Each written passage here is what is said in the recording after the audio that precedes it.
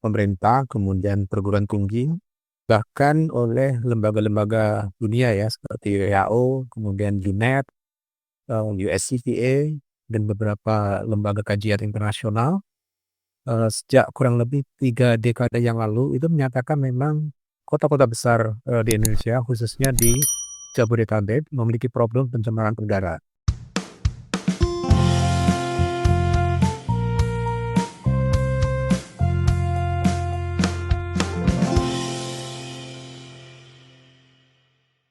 Salam perspektif baru untuk Anda pemirsa acara ini di media sosial YouTube dengan nama akun Perspektif Wimar TV.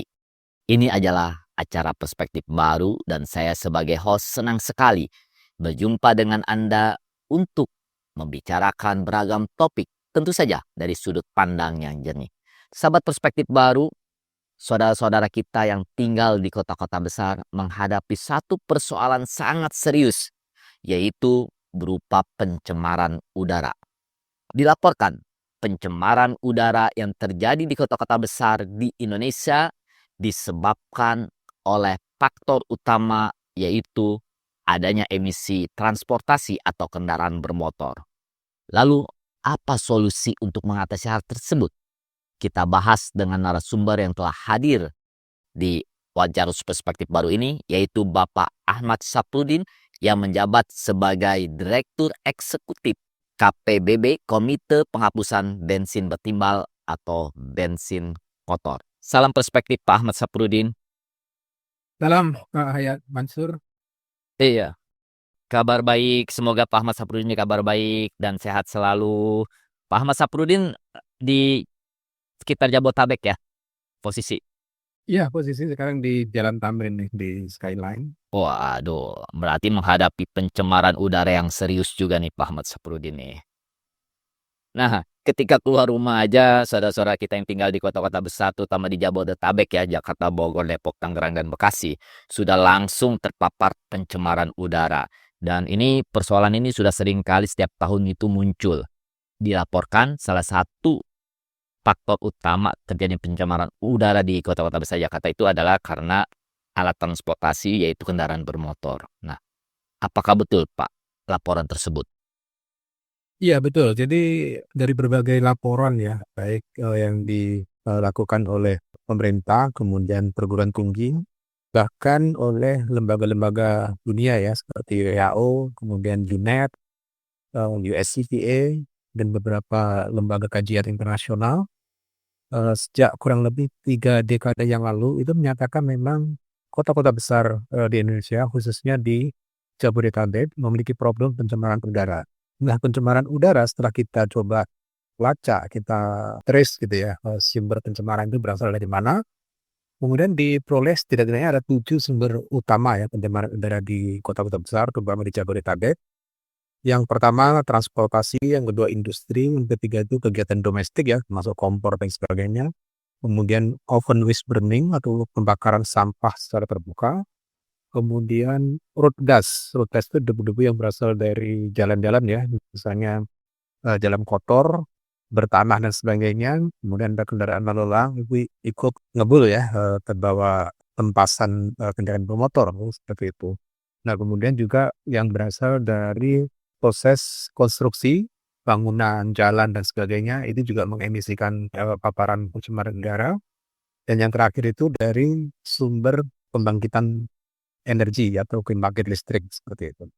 Nah, dari 7 sumber pencemaran udara di Jabodetabek tadi, yang dominan ya, sekitar 47%, kalau parameternya itu PM10 atau partikel debu yang ukurannya sekitar 10 mikron ke bawah gitu. Nah, namun kalau partikel debu yang lebih kecil lagi, ada istilahnya PM2,5-nya, particulate matter atau partikel debu yang ukurannya maksimum 2,5 mikron. Nah, itu malah lebih tinggi lagi komposisinya sebagai sumber pencemaran dari transportasi tadi, yaitu 57%. Nah, jadi kelihatan betul ya dari berbagai kajian tadi menyatakan bahwa memang transportasi itu menjadi sumber dominan untuk mengemisikan polutan pencemaran udara di Jabodetabek. Nah, Pak Ahmad Sapruddin, apa dampak paling serius ya dari dua sisi aja ya, kesehatan dan ekonomi dari pencemaran udara ini di kota-kota besar? Nah, dampak kesehatan ya, kalau kita lihat, hampir seluruh masyarakat Jakarta ini mengalami problem ISPA. Nah, ISPA itu infeksi saluran pernafasan akut gitu ya. Jadi begitu terpapar kita langsung berasa, misalnya biasanya yang paling kita rasakan itu kita berusaha bersin. Nah, tiap pagi biasanya ada semacam problem di tenggorokan ya, ada infeksi di situ. Nah, lebih jauh lagi biasanya akan, merembet misalnya menjadi pneumonia ya, kalau itu sudah cukup lama. Apakah sudah, berhari-hari, berminggu, biasanya akan, berubah menjadi pneumonia. Nah, pneumonia itu problem ketika ada benda asing ya, yang masuk ke, pernafasan kita, terutama kalau kita tadi sempat bahas ya, partikel debu ukuran 2,5 mikron. Nah, itu biasanya tidak bisa lagi disaring oleh bulu hidung ataupun lendir, sehingga masuk ke paru-paru, di mana di paru-paru itu ada tempat yang namanya yang disebut sebagai alveoli, di mana di alveoli itu terjadi pertukaran oksigen ya, menuju ke darah gitu. Nah, PM2,5 tadi bisa masuk sampai ke alveoli. Begitu di alveoli biasanya, paru-paru kita akan merespon dengan membilas, semacam cairan begitu, karena adanya benda asing tadi. Nah, problemnya ketika, pencemaran ini terjadi setiap jam, setiap hari, setiap minggu, bahkan berbulan-bulan. Nah, otomatis, respon dari paru-paru tadi menjadi berlebihan, sehingga cenderung bahwa paru-parunya ini menjadi, kebanjiran gitu ya. Itulah yang disebut pneumonia atau kalau masyarakat awam menyebut sebagai paru-paru basah, seperti itu. Kemudian ada bronkitis, ada PPOK atau, penyakit penyempitan saluran pernafasan gitu ya. Kemudian ada jantung koroner, ada, nasopharyngeal cancer. Kemudian dampak juga ke fungsi ginjal, hipertensi, dan lain-lain, sakit atau penyakit yang, biasanya diakibatkan karena problem dengan pernafasan tadi. Nah, sakit atau penyakit yang diderita masyarakat karena pernafasan tadi, terutama diakibatkan oleh pencemaran udara, ini juga akan berimplikasi ke ekonomi. Ya, paling tidak kalau kita lihat ya, kajian kami tahun 2010 ya, yang menyatakan bahwa masyarakat Jakarta DKI Jakarta pada tahun 2010 sebanyak 57,8% ya, dari warga Jakarta menderita sakit atau penyakit karena pencemaran udara dan harus membayar biaya kesehatan sampai Rp38,5 triliun. Itu besar, padahal waktu itu APBD-nya baru 36, triliun ya. Nah, sementara ini sudah Rp38,5 triliun. Pak Ahmad Saprudin, kita yang hidup di kota besar menghadapi persoalan sangat serius berupa pencemaran udara yang didominasi oleh alat transportasi kendaraan bermotor atau emisi kendaraan bermotor. Dan ini berdampak serius di sektor kesehatan dan ekonomi. Nah, sebenarnya bagaimana sih solusinya? Karena bagaimanapun juga kita kan butuh alat transportasi untuk pergi ya, beraktivitas, kerja, sekolah, dan itu apakah mungkin itu dikurangi gitu loh? Dan bagaimana solusi yang terbaik atau strategi yang terpadu untuk mengatasi pencemaran udara di kota besar ini dari sektor transportasi? Ya, sesungguhnya sekitar, 29 tahun yang lalu ya, tepatnya 1996, kami sudah merancang satu strategi nasional untuk pengendalian pencemaran udara di Indonesia gitu. Nah, waktu itu kita membagi menjadi 5 aspek gitu, kalau kita ingin mengendalikan pencemaran udara, terutama di kawasan perkotaan. Nah, aspek yang pertama itu bagaimana kita bisa menggunakan energi atau bahan bakar yang lebih bersih. Aspek yang kedua itu kita bagaimana menggunakan teknologi ya, yang lebih rendah emisi, konteksnya tentu, teknologi kendaraan bermotor ya, yang rendah emisi. Dan yang ketiga, bagaimana kita bisa mengelola ya manajemen transportasi, manajemen lalu lintas di satu kawasan, terutama di kawasan perkotaan, agar lebih efektif sehingga tidak timbul kemacetan ya, arus lalu lintas menjadi lebih lancar dan bisa terbagi tidak saja menumpuk pada jenis moda transportasi tertentu ya, misalnya hanya sepeda motor, hanya mobil pribadi, tidaknya itu bagaimana bisa dibagi ya, ada yang, menggunakan angkutan umum ya, angkutan umum pun juga terbagi seperti KRL, MRT, kemudian LRT dan bahkan sarana transportasi pendukungnya ya, seperti, microtrans atau angkot seperti itu. Dan yang tidak kalah pentingnya juga bagaimana kita juga bisa, bertransportasi dengan tidak, menggunakan kendaraan bermotor ya. misalnya bisa bersepeda atau berjalan kaki. Nah, kemudian yang keempat, aspek yang keempat itu adalah aspek standar yang dalam hal ini bagaimana kita bisa menetapkan satu standar emisi dan standar emisi ini dari waktu ke waktu juga harus diperketat gitu. Yang terakhir itu ada yang aspek penegakan hukum. Nah, kelima aspek itulah yang seharusnya kita lakukan secara paralel gitu ya, sehingga tidak ada yang ketinggalan. Baik dalam konteks penyediaan bahan bakar yang bersih, kemudian ketersediaan teknologi kendaraan yang rendah emisi, kemudian pengelolaan manajemen traffic dan transportasi itu juga lebih efektif, kemudian standar emisi dari waktu ke waktu dikontrol dan diperketat, dan juga diterapkannya penegakan hukum secara ketat gitu. Nah, Pak Ahmad Saphrudin, dari 5 solusi tersebut, satu yang menarik dari saya adalah bahwa menyediakan kendaraan rendah emisi dan juga menentukan standar emisi. Yang jadi pertanyaan adalah, apakah BBM kita memang standar emisinya rendah? Dan apakah memang kendaraan-kendaraan yang lalu lalang di Jakarta itu memang kendaraan-kendaraan yang tidak ramah lingkungan? Ya, pertanyaan yang kedua ya, apakah kendaraan bermotor kita tidak ramah lingkungan? Secara umum kalau dikaitkan dengan standar nasional, sesungguhnya kendaraan kita ini sudah memenuhi standar yang ditetapkan oleh pemerintah. Namun problemnya mengarah ke pertanyaan pertama, yaitu bahan bakarnya. Nah, seperti kita ketahui ya, pada tahun 1957 waktu itu UNECE atau Komisi Ekonomi Eropa di bawah, PBB ya, itu membuat satu, kesepakatan untuk menetapkan satu standar tentang kendaraan bermotor. Nah, standar ini akan mencakup standar bagi keselamatan penumpang, yang kedua adalah keselamatan dari aspek lingkungan. Apa yang dirintis oleh UNECE tadi kemudian itu menjadi standar kendaraan bermotor di Eropa. Tapi lambat laun ini juga menjadi rujukan dari, produsen kendaraan bermotor dari Jepang maupun dari Amerika. Sehingga, kalau kita lihat ya di dalam perkembangannya di awal tahun 90-an, seluruh dunia secara global itu setuju mengadopsi standar yang dikembangkan oleh UNECE tadi. Nah, UNECE itu antara lain menetapkan ada standar Euro 1, 2, 3, 4, 5, dan 6. Yang tertinggi saat ini Euro 6 gitu. Kita adopsi tahun 2007 itu ke standar Euro 2. Kemudian tahun 2018 kita adopsi standar Euro 4. Sementara negara-negara lain seperti Thailand itu sudah, masuk ke standar, Euro 5, Vietnam Euro 5, Singapura itu juga Euro 5, India itu ancang-ancang ke standar Euro 6 gitu, kemudian kota-kota besar di, Tiongkok itu, Euro 6 seperti itu. Nah, dengan Euro 4 sebenarnya kita sudah ketinggalan. Apalagi kalau kita lihat ya, sekalipun kita sudah ada standar Euro 6 pada tahun 2018, tetapi sampai saat ini ketersediaan bahan bakar yang comply atau bahan bakar yang memenuhi persyaratan untuk teknologi kendaraan berstandar Euro 4 tadi, sampai saat ini juga belum tersedia. Nah, itu problemnya.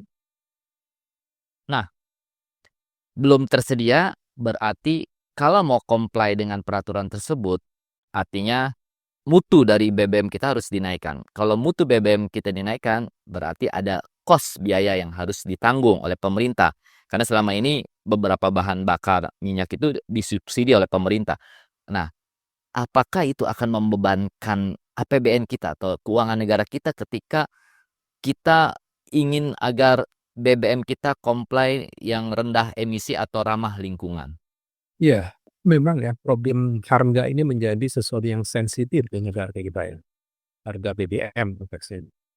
Nah, namun demikian tentu kita juga perlu belajar ya dari Malaysia ataupun dari Australia. Jadi kalau kita lihat Australia maupun Malaysia, kalau kita cek harga pokok penjualan atau HPP BBM di kedua negara ini ternyata juga tidak mahal gitu. Sekalipun kalau di Australia harga SPBU-nya hampir Rp20.000 per liter. Nah, di Malaysia harga SPBU dari BBM di Malaysia itu hanya sekitar Rp7.200 per liter. Nah, dari kedua negara ini sama-sama menggunakan patokan penetapan harga atau kita sebut sebagai APP tadi ya, harga pokok penjualan, sama-sama MOX ya, sebagai reference penetapan harga BBM.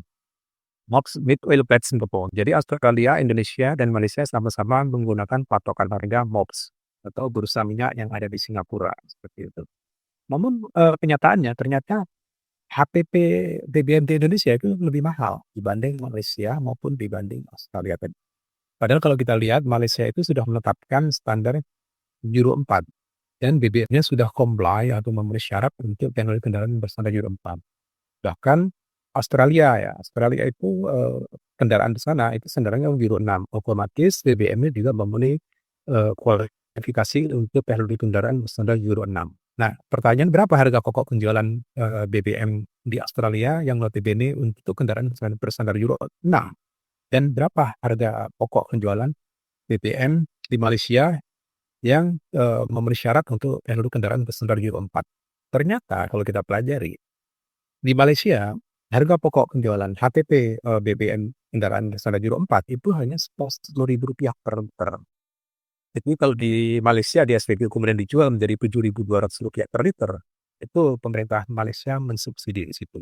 Kalau Australia kalau kita cek juga ya, ternyata harga HPP-nya BBM di Australia itu juga hanya sekitar Rp10.500 per liter. Sekalipun mungkin di SPBU dijual hampir Rp20.000 per liter, karena pemerintah Australia mengenakan berbagai pungutan ya, misalnya cukai, kemudian ada pajak dan kemudian handling cost untuk pengadaan BBM dan sebagainya. Tapi kalau kita cek HPP-nya, jadi komposisinya kurang lebih begini. Di Indonesia ya, Pertalite itu HPP-nya Rp11.700 per liter. Padahal Pertalite itu hanya memenuhi syarat untuk teknologi kendaraan berstandar Euro 1. Kemudian Malaysia, HPP BBM di sana Rp10.000 per liter itu memenuhi persyaratan untuk kendaraan standar Euro 4. Pak Ahmad Saphrudin, BBM kita masih kotor dan belum memenuhi standar internasional. Padahal dari sisi harga, seperti Malaysia dan Australia bisa menghadirkan BBM yang ramah lingkungan, standar internasional dengan harga yang terjangkau. Nah, lalu apa solusinya yang harus ditempuh oleh pemerintah kita untuk menghadirkan BBM yang ramah lingkungan memenuhi emisi standar internasional? Iya, solusi tentu saja yang pertama adalah merestrukturisasi penetapan harga BBM secara nasional. Dalam konteks ini ya Presiden harus turun tangan ya, melibatkan Menteri Keuangan dan Menteri SDM. Bagaimana kita bisa menghitung secara real apa yang terjadi atau apa yang ada di pasar. Artinya kita harus menemukan berapa sih HPT real dari BBM kita. Satu. Dan yang kedua, kita harus menyederhanakan pasokan BBM kita. BBM di Indonesia ini ada 8 jenis BBM-nya, 4 jenis solar dan 4 lagi jenis bensin. Padahal di negara lain biasanya mereka menyederhanakan hanya menjadi 4 saja, 2 untuk solar dan 2 untuk bensin. Nah, dengan penyederhanaan jenis BBM tadi itu juga akan menyederhanakan berbagai hal termasuk implikasinya terhadap harga per liter dari BBM yang dibayar oleh masyarakat. Selain menyederhanakan, tentu saja harus mengimprove ya kualitas BBM kita sehingga memenuhi persyaratan untuk digunakan oleh teknologi kendaraan bermotor yang sudah diadopsi Indonesia. Dalam konteks ini ya kita harus upgrade BBM kita agar memenuhi persyaratan untuk kendaraan berstandar Euro 5. Nah, langkah itu memang harus dilakukan dan langkah ini tidak sulit. Patokan harga dan sebagainya sudah ada. Kemudian spesifikasi BBM secara global juga sudah dikembangkan oleh World Wide Fuel Charter ya, atau ada semacam lembaga yang mengeluarkan piagam tentang spesifikasi bahan bakar secara global. Nah, menurut Pak Ahmad Saphrudin bisa dilaksanakan dengan mudah. Sekali lagi pertanyaannya Pak Ahmad Saphrudin, apakah itu pada akhirnya akan berdampak kepada harga beli BBM yang dilakukan oleh masyarakat? Sekali lagi, sensitif loh kalau harga BBM naik ini di Indonesia. Bagaimana Pak? Ya, sekali lagi kalau kita belajar dari Malaysia dan Australia tadi kan, Australia kan bisa memproduksi BBM standar Euro 6 hanya dengan Rp10.500 per liter. Ya, betul. Malaysia mampu memproduksi BBM untuk standar kendaraan Euro 4 hanya dengan Rp10.000 per liter. Pertanyaannya kenapa? Pertalite ya, HPP-nya Rp11.700 per liter. Sehingga ketika dijual Rp10.000 per liter, pemerintah harus mensubsidi. Artinya di situ ada anomali. Atau dengan kata lain ada sesuatu ketidaktransparan dalam penetapan HPP. Bayangkan, Pertalite yang kualitasnya lebih rendah dibanding BBM di Malaysia maupun di BBM di Australia, tetapi HPP-nya lebih mahal dari kedua negara tadi. Jadi ini pertanyaan besar, sehingga dalam konteks ini, Presiden harus turun tangan untuk melakukan restrukturisasi penetapan patokan harga BBM secara nasional. Sekarang kita sudah mempunyai presiden baru untuk 5 tahun mendatang. Nah, apakah presiden baru kita itu, Pak Prabowo, sudah punya perhatian untuk mengatasi masalah pencemaran udara ini lewat pengurangan emisi kendaraan bermotor? Kita baru sebatas berharap ya, karena begitu pergantian dari Presiden Jokowi ke Presiden Prabowo, ternyata juga belum ada langkah yang konkret ya. Tempo hari sebenarnya sudah ada langkah-langkah yang baik ya, sampai dengan Juli tahun 2024 ya. Tetapi kemudian itu juga terganjal di masa kepemerintahan Presiden Jokowi, sehingga target untuk penyediaan pasokan BBM yang memenuhi, standar, Euro 4 tadi, itu akhirnya dibatalkan ya. Padahal seharusnya waktu itu Presiden Jokowi meresmikan pasokan BBM berstandar Euro 4 mulai 17 Agustus 2024, tapi kemudian dibatalkan. Begitu masuk ke pemerintahan, Presiden Prabowo, agenda itu juga belum, dibahas lebih lanjut. Padahal kami juga sudah, dalam berbagai kesempatan sudah menyampaikan ya ke Kementerian SDM, dan yang terakhir kami juga menyampaikan ke Dewan Energi Nasional, dan mudah-mudahan ya, sekali lagi kita baru bisa berharap, Presiden Prabowo segera untuk menindaklanjuti apa yang sudah dibahas oleh Kementerian SDM, kemudian juga, Dewan Energi Nasional. Oke, terima kasih Pak Ahmad Saprudin. Sebagai penutup, saya kembali mengingatkan bahwa pencemaran udara yang disebabkan oleh alat transportasi seperti emisi kendaraan bermotor sangat berdampak serius pada sektor kesehatan, ekonomi, dan juga lingkungan. Jadi penting bagi kita untuk memperhatikan dan mendorong hadirnya BBM yang ramah lingkungan. Terima kasih, sampai jumpa dalam wawancara perspektif baru berikutnya.